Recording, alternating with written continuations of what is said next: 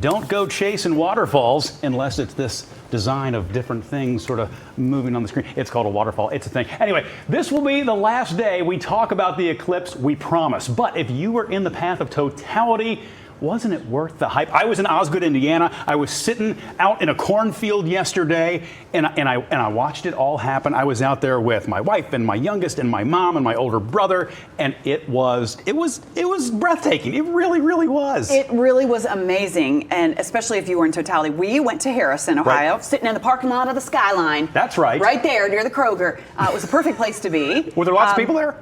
There were, surprisingly. Yeah. I thought I was the only one to have that idea, but I was not. And we were all sitting there in our little chairs, and it was just unbelievable to see the sunset. And quickly, I wanted to tell my mom was volunteering at the Cincinnati Zoo. This is Columbus Zoo, right? Columbus Zoo, sorry, the Columbus Zoo. And she volunteered in the kangaroo exhibit. Yeah. So she said all day the kangaroos were laying down. And then as soon as the eclipse hit and it went dark, they all stood up and walked back to their enclosure because they were like, well, I guess it's night time or whatever. And then the lorikeets exhibit is right next to the kangaroos, and she said they never stopped. They're all constantly, and then when it got dark, they all stopped.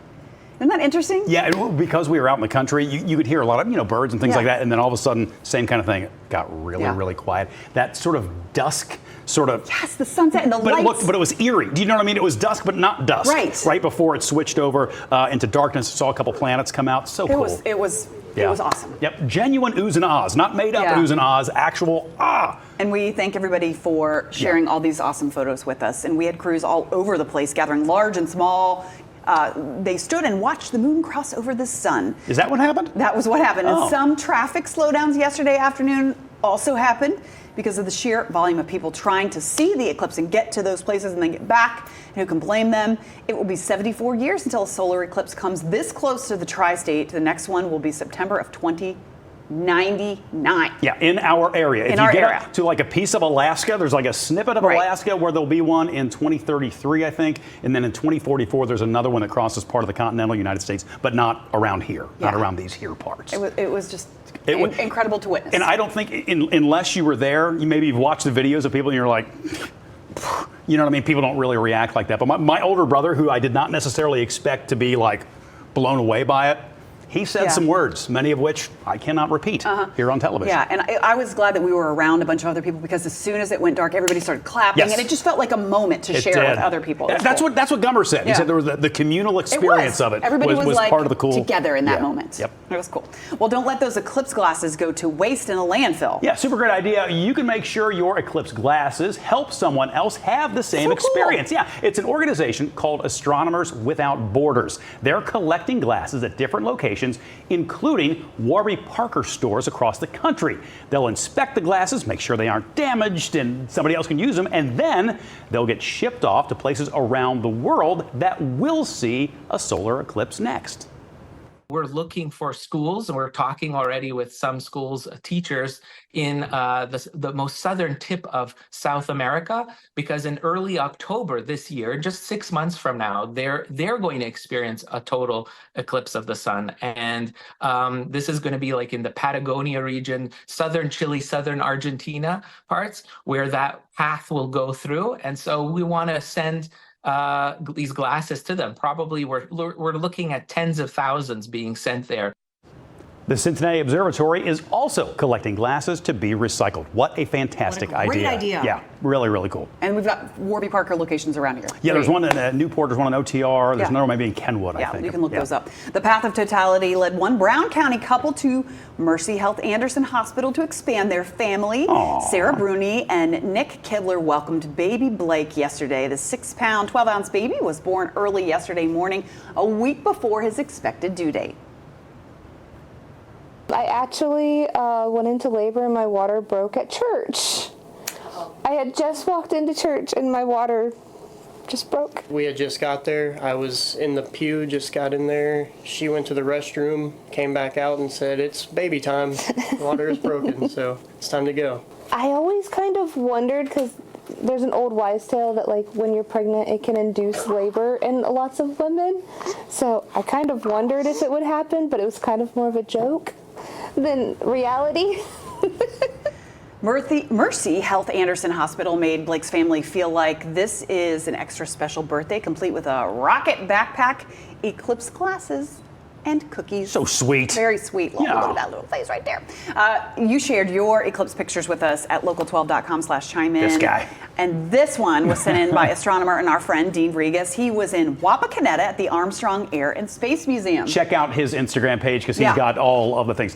David sent us this one. What a great shot. His 3 daughters. Oh, how cool is that? All kind of line up in perfect ascending order in terms of height, all with those glasses firmly in place, checking out the eclipse. Yeah. And then Owen sent us this picture of a flight passing over wild. during the totality. Some airlines actually offered eclipse viewing flights. That was pretty cool. We saw one of those. Looked like it was really close when we were in Harrison. That's flying cool. right over. Yeah. Yeah, I didn't have anything like that. But the doggos, they found ways to enjoy themselves during the eclipse viewing. Kathy sent us pictures of her dogs, Mac and Wally, wearing their eclipse glasses. Look at Mac. Mac and Wally are great names for dogs. They are. I just want to pat those are excellent names for dogs. And the fact that they were able to get those glasses and keep them on for long enough for a picture. No chance. Mine would be, Junie would be trying to ingest those. I was going to say Loki so would fast. eat it. Yeah. It would be ridiculous.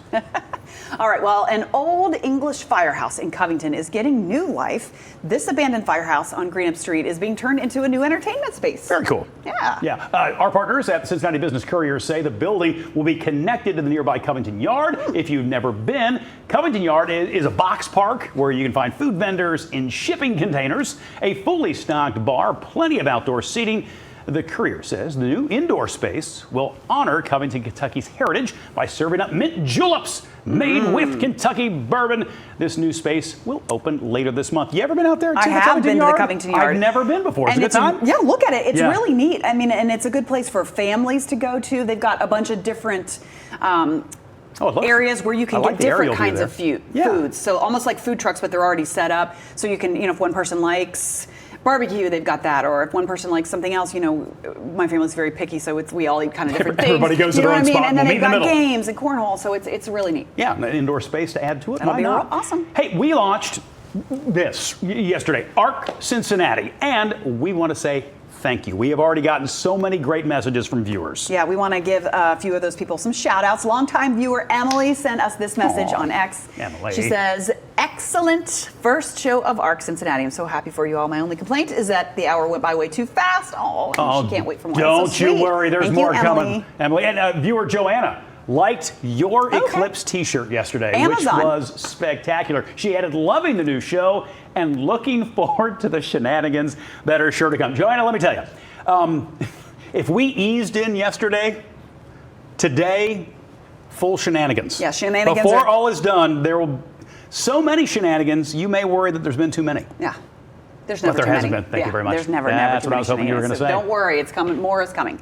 And then Terry had this question. She writes, I want to know, how did you two meet? Oh, Terry, was long ago. It was oddly enough, right here on this station. It was yeah. WB64 at the time. It was the WB network when that still existed. And there was a program on the weekends called Cinema 64 where you had a couple of movie hosts out there talking about whatever sort of direct to video kind of videos were out. Marathon or whatever. Yeah. And that was our first job together on TV. Yeah. And that's where we met. That was 2001. Auditioning for that. Yeah. We met auditioning, and then we ended up working together. The rest, as they say, is history. Yep. And they put us back here, frankly, where we belong. Let the shenanigans begin. So many. Sure, you could stop watching now, but let's be honest, you want to see more. So click some of those links, or better yet, go ahead and tap subscribe. That way you'll catch more content from Local 12.